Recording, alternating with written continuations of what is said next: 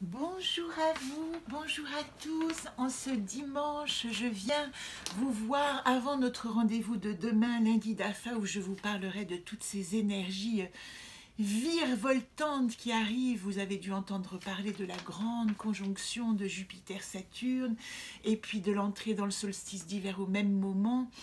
Nous en parlerons demain. Aujourd'hui, j'ai envie vraiment de vous proposer mon outil roue de fortune, roue de vie, roue de l'ici et maintenant, un outil en 3 que je vous ai proposé ces derniers jours et dont on m'a envoyé un tirage aujourd'hui. Je remercie sincèrement la personne qui m'est chère et proche et qui a bien voulu m'envoyer son interprétation et son décodage, que voici. Vous n'en aurez que des versions anonyme évidemment, puisque l'intérêt n'est pas de savoir quelle est la personne qui vous parle, mais comment vous pouvez bien utiliser ces cartes. Alors je vais vous montrer maintenant, plutôt que mon visage, la roue et prendre une dizaine de minutes pour déjà essayer de décortiquer, d'analyser tous les secteurs pour donner une piste à, on l'appellera, cette jolie fée, on l'appellera F. Après M, hier, voici la roue de vie en 12 segments de F. On y va. Je vais tourner un peu l'appareil pour que vous puissiez voir, évidemment, cette magnifique roue. Je crois que c'est pas mal. Excusez-moi pour le côté artisanal, mais je n'ai pas d'énergie pour mettre plus de, comment on va dire, d'évolution dans la technique. Alors on va se contenter de ça. Donc voilà, vous voyez, vous reconnaissez cette roue, sauf qu'elle est évidemment ici bien chargée puisque nous avons non pas 8 segments à analyser, mais 12. D'autre part, j'ai créé une petite boîte que je vais vous montrer. Voilà, donc que je vais peindre, avec tous les petits segments, vous savez, les cartes à tirer dedans. Donc je vous invite à faire la même chose, à mettre toutes vos cartes. Ici, il y en a qui sont rajoutées. Celles qui sont en bleu ciel appartiennent vraiment à la personne qui a tiré le jeu. Celles qui sont en noir, c'est celles que j'ai données au départ. Et vous vous rappelez qu'il y en avait aussi en bleu marine, qui était celle ajoutée par la première roue. Donc que ces mots vous inspirent et vous donnent envie à votre tour de choisir quel est le domaine que vous avez envie d'explorer. Ici, il y a évidemment énormément de possibilités d'analyse. Le fait que nous soyons dans le 12, donc les 12 maisons astrologiques ou les 12 mois de l'année vont compter aussi dans la manière dont ces cartes, dont ces segments vont se poser.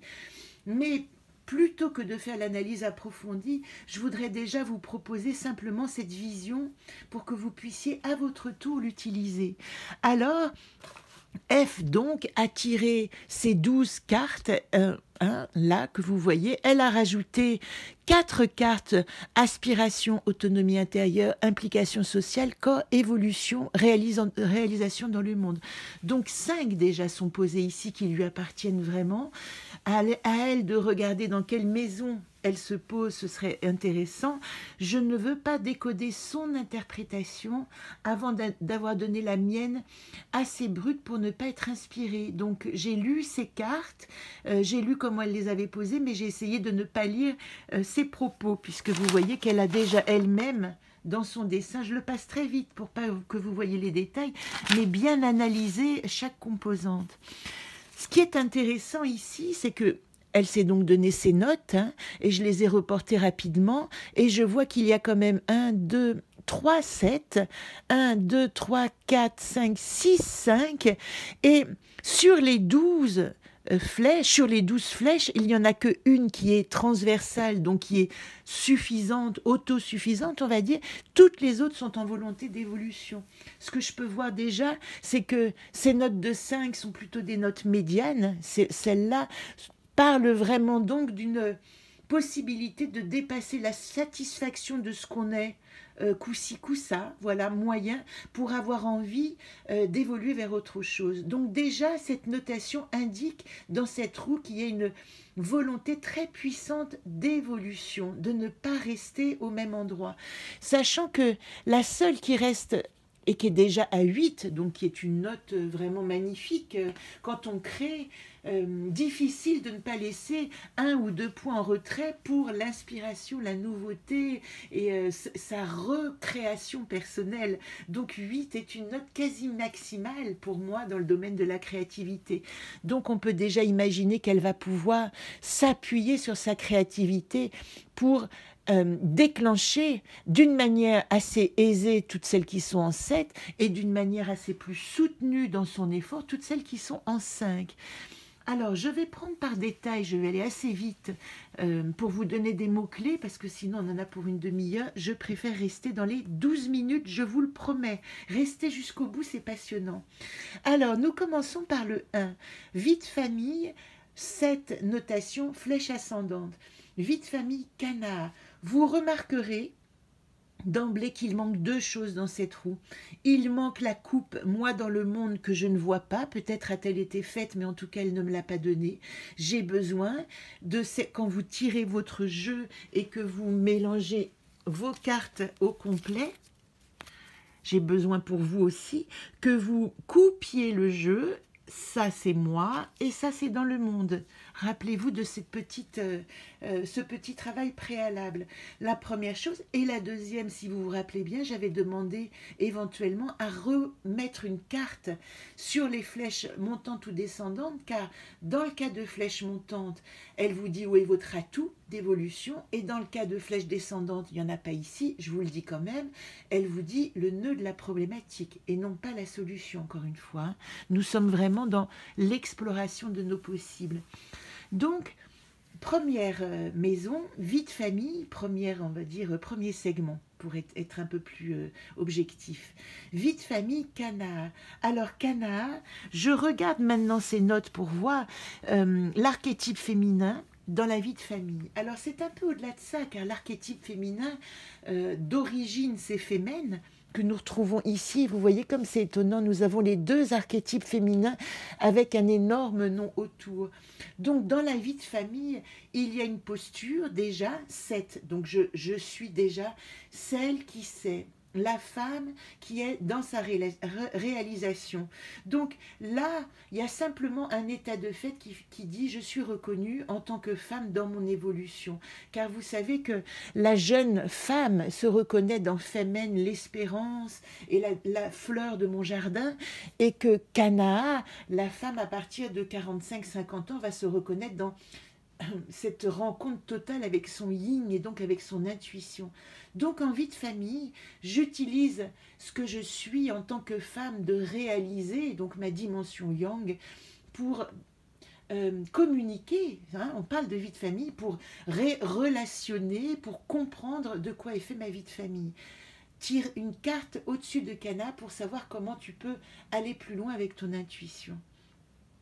Dans la carte, dans le segment 2 de réalisation dans le monde, donc c'est un mot qu'elle a choisi, réalisation dans le monde, implication sociale, contribution au monde, aspiration, évolution. Vous voyez qu'il y a quand même énormément de questionnements sur sa position au monde, pas seulement sur son évolution intérieure. Donc dans la réalisation dans le monde, la première réponse, et la note était un 7 aussi ici, montant, c'est Voyade, je suis dans mon chemin de vérité. Donc là, tu peux tirer une carte pour savoir comment développer ce chemin de vérité, mais déjà on sait que avec cette intuition dans ton monde, dans ta sphère privée, et avec ce que tu sais de ta vérité, de ton chemin dans le monde, on peut dire que c'est une personnalité d'une femme totalement à sa place dans son identité. En ce qui concerne l'amour, alors je ne sais pas si c'est l'amour de soi ou l'amour tout court, eh bien la réponse, elle est donnée par ce 5 qui a une volonté d'évolution et qui dit je dois, si je sais ce que c'est que la notion de l'amour, l'exercer dans mon paysage intérieur. Il y a vraiment une nécessité là de me retrouver en amour avec moi-même et avec mon paysage. Et si je veux contribuer au monde dans cette roue et dans mon évolution, puisque ce sont vraiment les thèmes clés, eh bien ça va passer par l'amour total et confiant de mon paysage intérieur. Et pourquoi je vais dans cette dimension? Parce que la ligne 4 de la créativité, le segment, le domaine 4, eh bien, il a donné Isolde, qui est la carte même de la créativité, avec un 8 stable. Ça veut dire que ton outil, tu l'as compris, te sert de chemin de vérité, et que même si tu te poses la question de contribuer au monde, déjà, il est nécessaire que tu vérifies en permanence que ce soit un acte d'amour envers ton paysage, et jamais un acte d'agression ou de comment expliquer ça? Que la créativité, elle vient de l'amour que tu te portes et non pas des blessures. Voilà comment je pourrais le traduire. Et ça, c'est soutenu par la contribution au monde 5, vous voyez. Et le 5, qu'est-ce qu'il disait? Il était dans un 5+. On voit déjà que ce sont les domaines extérieurs qui posent plus questions que les domaines intérieurs. Quoique réalisation dans le monde, il est à 7, et ici, contribution au monde, elle est à 5. Donc, il s'agirait de trouver ces deux petits points entre ton chemin de vérité et l'amour, encore une fois, tu vois, on y revient, cet amour que tu as trouvé en toi, que tu vas pouvoir donner pour contribuer au monde. La nécessité de ton art et de ta créativité, tu vois, elle est complètement entourée par cette notion d'être en amour avec ta création et qui te renvoie à l'amour de toi, à la personne que tu as construite. Alors ensuite, on passe au 6, maison 6, domaine 6, le bien-être. Le bien-être, il parle de Donate. Donate, et Donate, il y a un secret. Le bien-être, ce n'est pas qu'il y a un secret à découvrir, puisque nous sommes dans un état. Le bien-être dit toi-même, il y a une nécessité pour toi de te protéger, de rester au secret, de regarder le monde avec curiosité, mais avec une certaine distance, simplement peut-être pour protéger toute ta vulnérabilité, ta sensibilité, ton émotivité, ton émotion.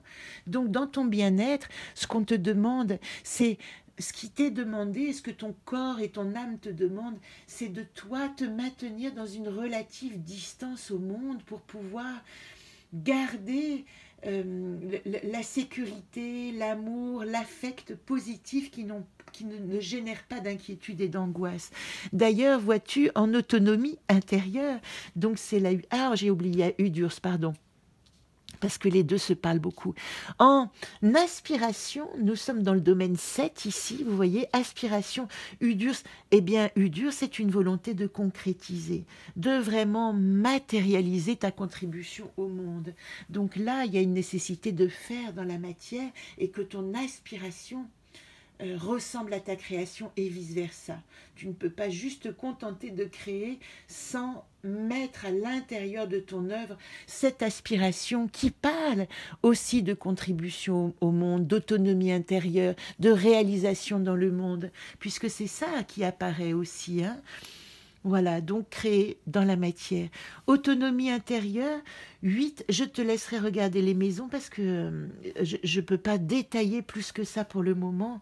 Alors, autonomie intérieure, toi tu as écrit « L'autre me révèle à moi-même dans la relation ». Alors, moi, je parlerais plutôt d'une nécessité dans ton autonomie intérieure d'aller rencontrer en toi ce qui n'est pas autonome. On est dans une question, tu vois, autonomie intérieure absolument personnelle. Donc là, la notion de relation, d'échange, de dialogue et de partage, elle parle de toi avec toi, pas de toi avec l'extérieur. Et nous revenons aussi à cette dimension de l'amour, qui est un amour à l'intérieur, puisque toi, tu as de toute manière la conscience et l'intuition de ce à quoi te sert ta vie de famille. Tu peux générer cette notion d'amour pour ton développement, pour ton autonomie, rentrer en relation avec toi bienveillante. Et d'ailleurs, dans le corps, on te dit la même chose. Qu'est-ce que tu as mis dans le corps? Tu as mis un 4 qui monte. C'est ça? Alors, j'ai encore oublié l'implication sociale. C'est marrant que je me dépêche à ce point-là. Implication sociale, et je vais rechercher pourquoi m'a-t-elle échappé. Parce qu'il y a beaucoup d'informations. Xerda, là voilà. Dans l'implication sociale, Xerda, tu vois bien, c'est un 4. Eh bien, Fille de la timidité, ose être toi, ose te montrer au monde tel que tu es, maintenant que tu as compris toute cette dimension intérieure de vérité, d'intuition et d'amour. Si tu aimes ton monde intérieur, tu n'auras aucune difficulté à le proposer à l'extérieur. Donc voilà le chemin de l'évolution pour l'implication sociale à laquelle tu donnais un 0. C'est un 0 montant, c'est un jugement intérieur qui dit tu peux faire mieux. Alors reçois cette injonction, mais dans la bienveillance. Oui, tu peux faire mieux, pourquoi pas? L'essentiel, c'est que tu t'affirmes dans ton identité telle que tu es. Et si ça passe pour une implication sociale relative, parce que tu t'exprimes d'une autre manière, tu peux faire la paix avec ça et monter doucement. Et je pense que cette implication sociale, de toute manière, viendra à toi avec le travail que tu développes, avec cette contribution d'amour au monde. Enfin, nous avons, encore 3, je vais un peu rapidement, mais je crois que c'est assez clair. Nous avons dans le corps Bosem. Qu'est-ce que c'est que cette exigence du corps qui en était à 4 comme note montante? Eh bien oui, joue, rencontre ton corps, rencontre le plaisir simple et ludique de ton corps, de t'amuser, de vraiment, même dans tes exercices physiques, moi je dirais de danser, c'est vraiment la voie royale pour retrouver son enfant intérieur dans sa dimension physique. Enfin, la vie de couple, c'est ozone. Ozone, alors, tu vois, je me permets de dire ce que tu as écrit. L'oiseau blessé trouve des forces dans le nid de tendresse, se repose pour guérir, ose se laisser aimer. C'est une interprétation qui dépasse totalement ce que te dit ozone dans le moment présent et dans ta transmutation. Ozone dans ta vie de couple te dit qu'il est nécessaire que tu trouves de l'inspiration en dehors de ton couple, que tu comprennes que le nid est le point d'ancrage, mais que toi, ton regard, c'est un regard de voyageuse et d'exploratrice du monde pour pouvoir réanimer, réactiver, nourrir ta créativité et ton inspiration. Ton inspiration est en dehors du nid et cependant, avoir un nid te permet d'aller voler dans d'autres paysages et de revenir avec cette sérénité. Donc en fin de compte, ici, tu exprimes la sérénité que tu as, mais la dimension dont la parle la vie de couple, c'est vraiment de la nécessité d'aller s'inspirer en dehors et de revenir avec tous ces trésors à la maison. Voilà, et de vivre simplement ta vie dans le repos parce que ton aventure se passe à l'extérieur. Au niveau de l'évolution, avec ce 5 montants, et c'est la dernière, hop là, pardon, excusez-moi, vous assisterez à cette chute du non. C'est incroyable parce que c'est le non qui a chuté ici. Tu as tiré later, je ne veux pas. Tu ne veux pas évoluer?